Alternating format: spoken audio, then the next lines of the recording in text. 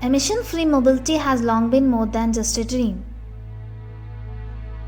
The fuel cell vehicle produces the required electricity on board through a chemical reaction using hydrogen and oxygen.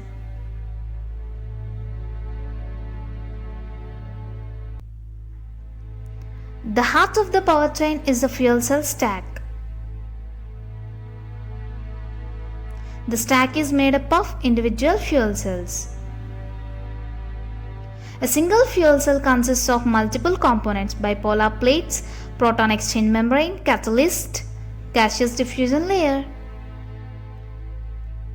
The bipolar plates channel oxygen and hydrogen to the anode and cathode catalyst layer of the PEM. Oxygen is drawn from the ambient air and fed to the cathode side of the bipolar plate. Hydrogen is the most abundant element in the known universe. Hydrogen naturally binds to other elements such as oxygen. Electrolysis can be used to separate the hydrogen. This involves splitting water into oxygen and hydrogen with the help of electricity. When the current is passed through the water, H2 is produced at cathode, O2 at the anode.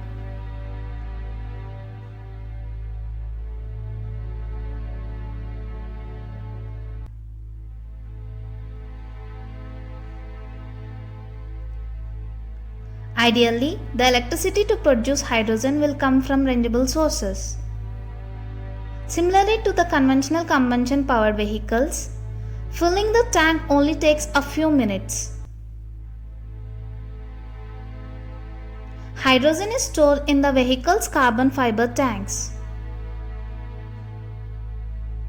When the driver presses the accelerator, hydrogen is fed into the anode side of the fuel cells.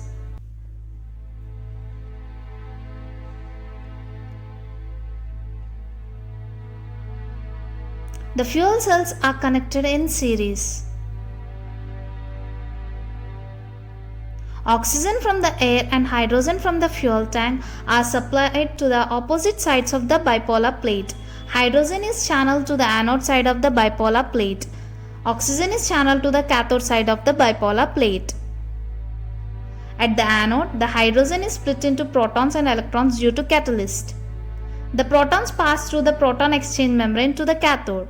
From the anode, the electrons are conducted across the bipolar plate to the cathode in the adjacent cell. The electrons join the protons and oxygen atoms to produce water. Water is the only emission produced by the fuel cell stack.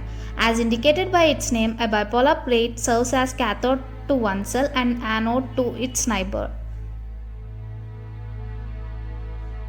This enables the fuel cell to operate in series. Terminal plates are located at each end of the stack. The voltage of the fuel stack is a function of the number of cells. The current generated by the fuel cells is conducted to an electric motor which powers the vehicle.